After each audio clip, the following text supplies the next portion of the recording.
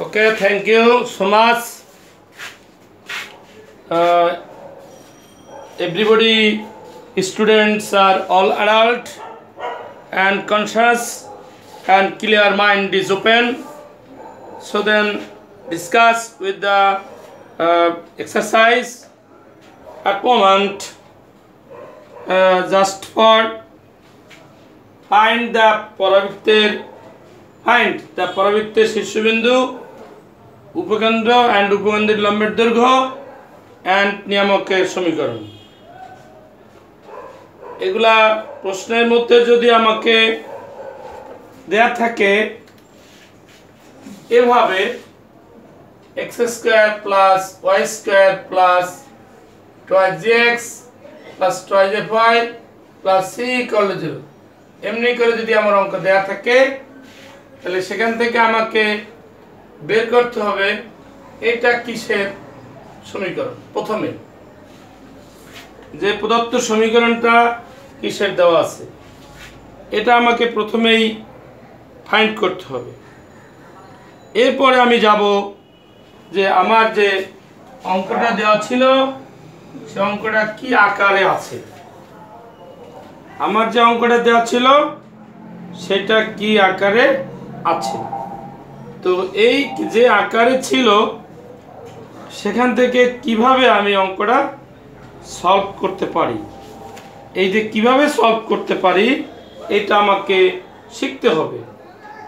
এই যে কিভাবে আমরা সলভ করব এটা আমাকে শিখতে হবে। এটা একটা সমীকরণ আমরা ছোটবেলায় পড়েছি, সার্কেল ইকুয়েশন।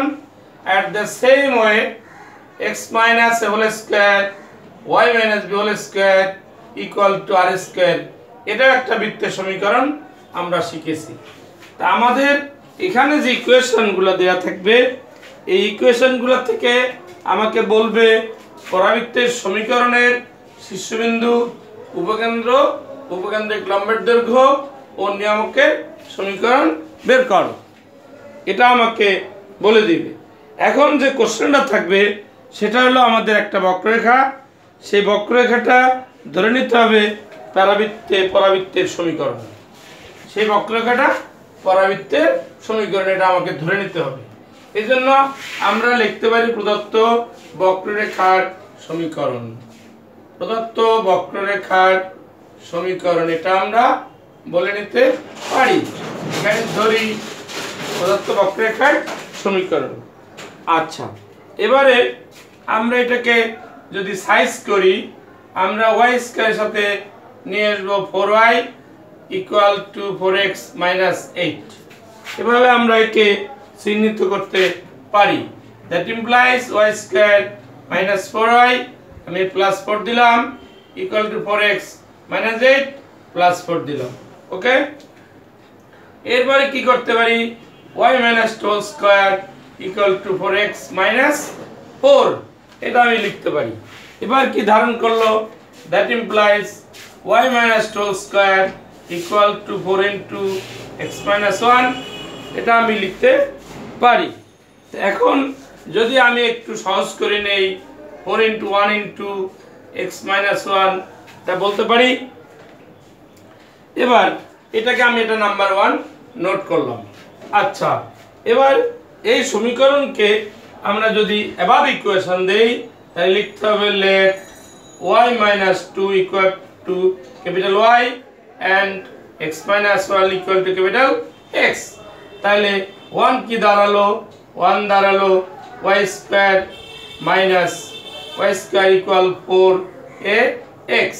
এটাকে যদি আমি নাম্বার 2 দেই, এবার যদি 1 ও 2 হতে কম্পেয়ার করি, নাও কম্পেয়ারিং উইথ 1 and 2, আমরা এখানে ইংলিশ লিখতে পারবো না, আমরা লিখব 1 ও 2 হতে পাই, 1 ও 2 হতে পাই।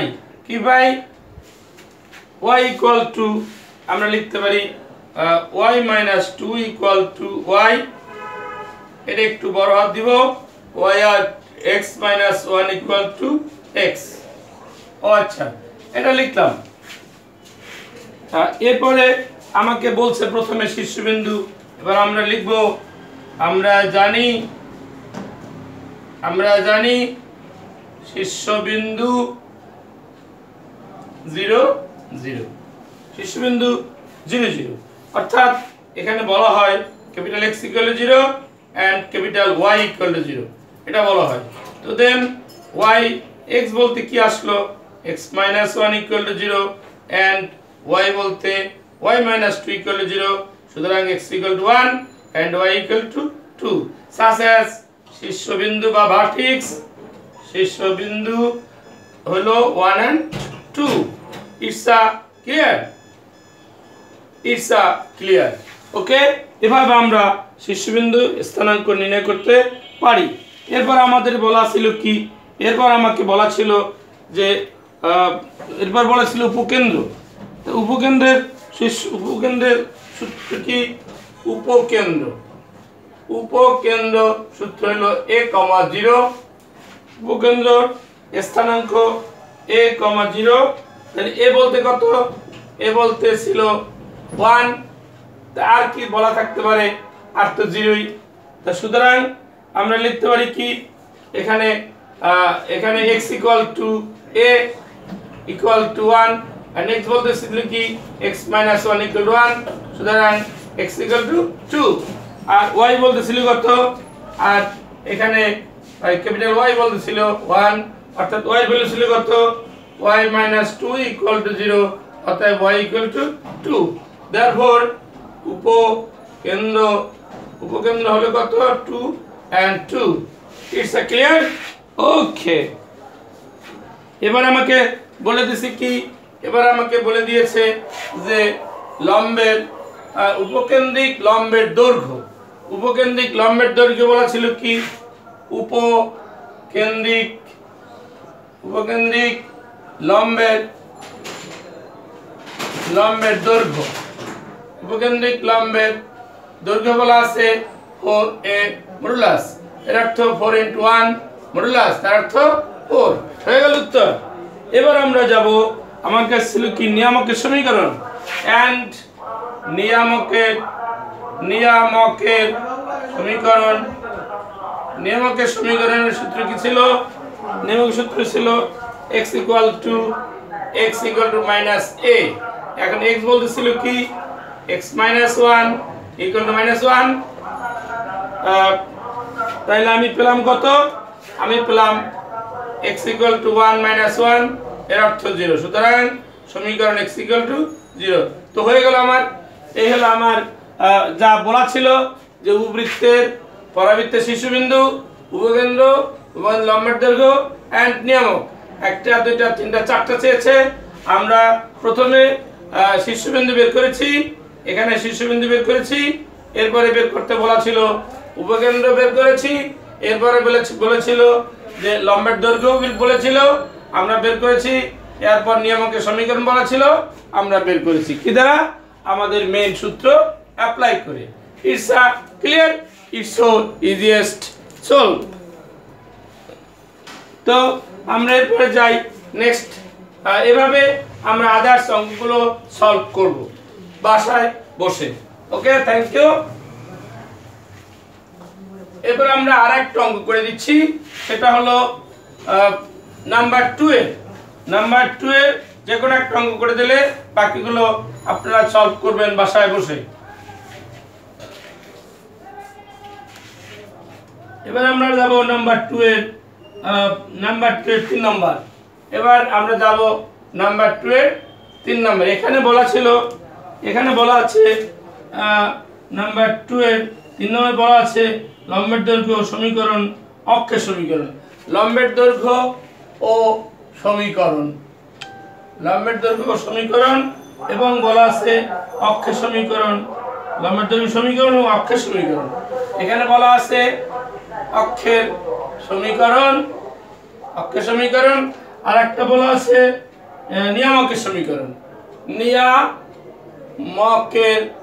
নিয়ামকের সমীকরণ।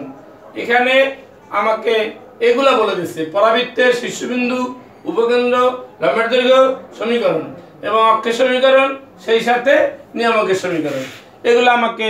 তাহলে এখানে কি বেশি বলা আছে, অক্ষের দৈর্ঘ্য বলা আছে এন্ড সমীকরণ বলা আছে, এন্ড অক্ষের সমীকরণ বলা আছে এবং নিয়ামকের সমীকরণ বলা আছে। এখানে আমাকে দুইটা জিনিস একটু বেশি বলে দিয়েছে। আচ্ছা, কোনো সমস্যা নেই, আমরা ঠিক মতোই এগিয়ে যাব। আমরা নাম্বার 2-তে চলে যাই। নাম্বার 2 এর 3 নাম্বার, নাম্বার 2 এর 3 নম্বরে চলে যাই। আমাদের অঙ্কে কি কি দেওয়া আছে? গিভেন লিখতে পারি কি? প্রদত্ত বক্ররেখার সমীকরণ। প্রদত্ত বক্ররেখার সমীকরণ কি আছে? দেওয়া আছে x² + 8x - 2y - 23 = 0। এটা আমাকে বলে দিয়েছে। ঠিক একই রাস্তায় আমরা ওভাবে করার চেষ্টা করব। যেমন x² + 8x + 16 নিয়ে আসলাম। এরপরে আমরা কি লিখতে পারি?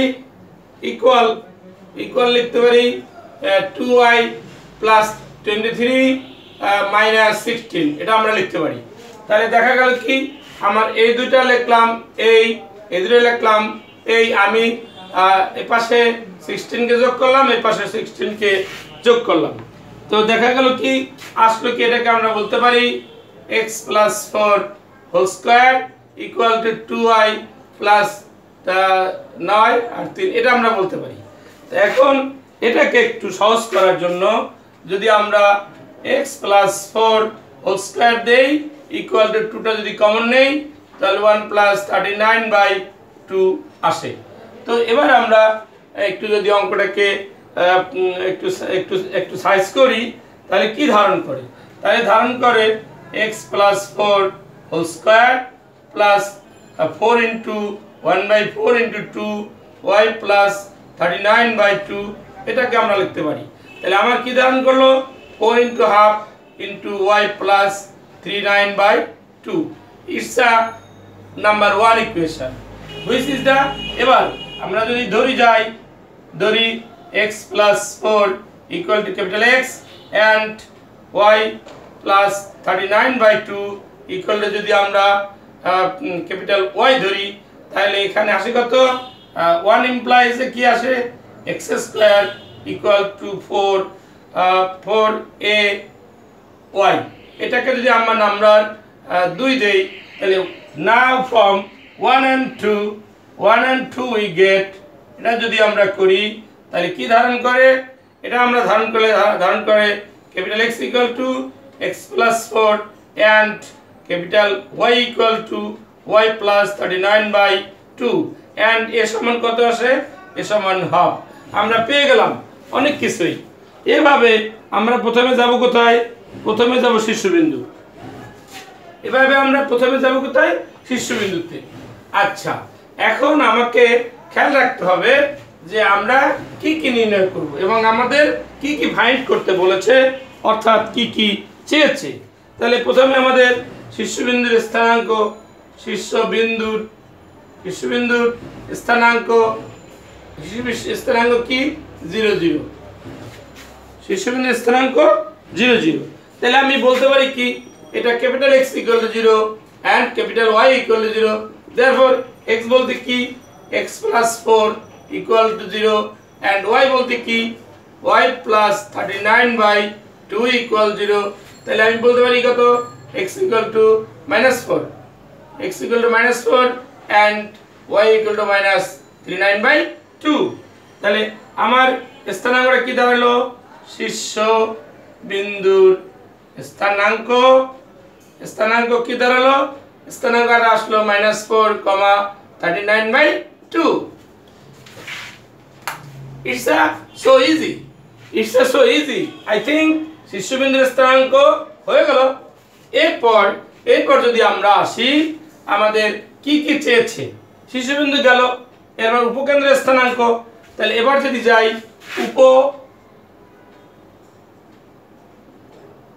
উপকেন্দ্রের স্থানাঙ্ক যদি লিখি, তাহলে কি ধারণ করে?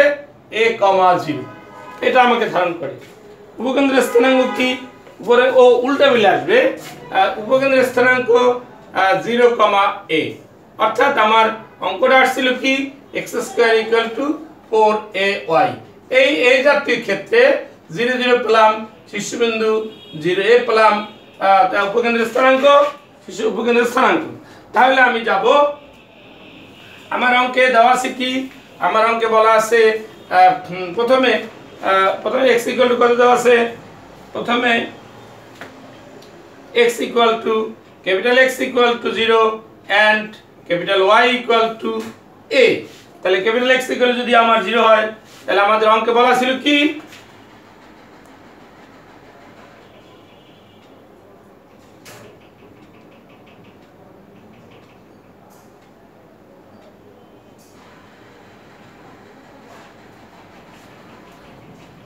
অঙ্কে বলা ছিল x প্লাস 4 ইকুয়াল 0 বলা ছিল, তাহলে x ইকুয়াল টু মাইনাস 4। ওকে, আবার y বলা ছিল কি, y plus 39/2 equal to a কত বলা ছিল, a বলা ছিল হাফ। তাহলে আমি বলতে পারি কত, 2y প্লাস 39 ইকুয়াল টু 1, এর অর্থ 2y ইকুয়াল টু মাইনাস 38, তার অর্থ y ইকুয়াল টু মাইনাস 19। ওকে, এবার আমরা যাইতে পারি উপকেন্দ্রের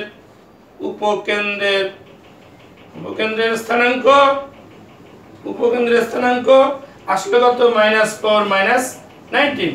ইটস আ ক্লিয়ার? ওকে, তাহলে আমরা দুইটা বের করলাম।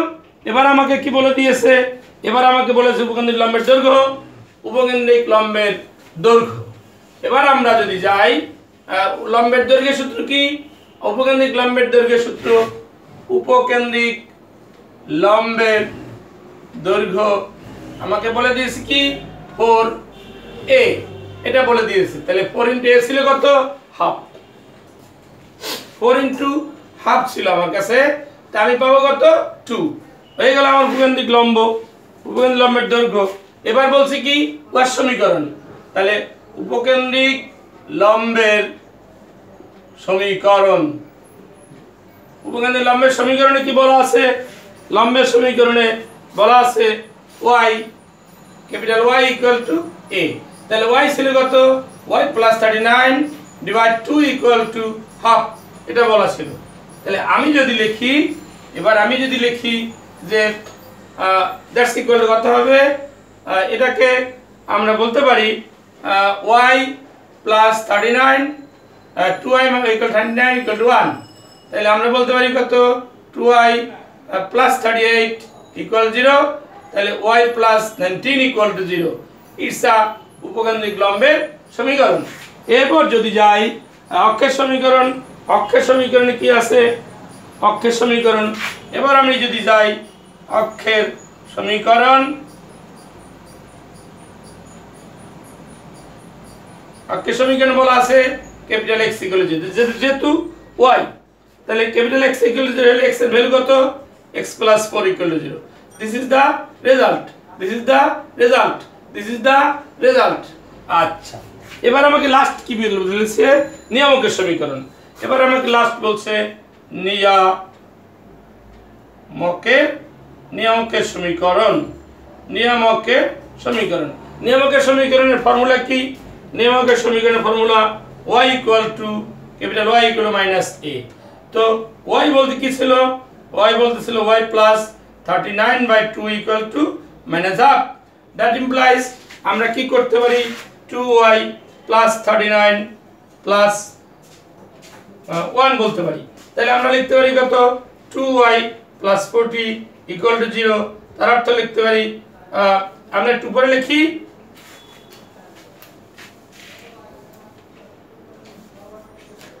অর্থাৎ 2y plus 39 equal to minus 1।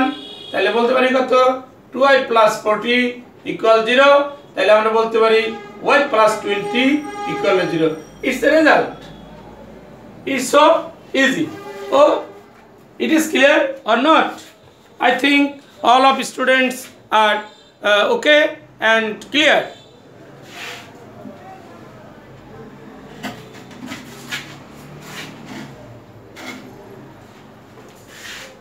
Okay, done. Stop in my videos. So then firstly পরাবৃত্তের সমীকরণ, পরাবৃত্তের শীর্ষবিন্দু, উপকেন্দ্র, লম্বের দৈর্ঘ্য অ্যান্ড সমীকরণ অ্যান্ড অক্ষের সমীকরণ অ্যান্ড নিয়ামকের সমীকরণ 1 2 3 4 3 4 5 6টা আমাকে এখানে বের করতে বলেছে। আমরা সবগুলোই বের করলাম একটা বক্ররেখা থেকে, একটা উপবৃত্তের বক্ররেখা থেকে যা যা চেয়েছে আমরা সবগুলো তার নিজস্ব ফর্মুলাকে প্রয়োগ করে আমরা এগুলো বের করতে পারি। ওকে, এভাবেই আমরা প্রত্যেকটা অঙ্ককে সলভ করব এবং এভাবে সলভ করব যাতে পরীক্ষার খাতায় কোনো অংশ বাদ না পড়ে। এবং এটাই ক্লিয়ার এবং deeply thinking about this fine vertex and length of the focus and equation and axis equation and নিয়ামকের সমীকরণ। তো find the all of parts day by day and day after day to the practice in your home or any other time. You have to clear of this method. So I think that you is clear, then you and your others friend are already clear. So I think that our own view to you have to clear and you have to share, you and your friends and all of others, and subscribe me because it's so easiest method and easiest solve. Okay, thanks a lot and all of them.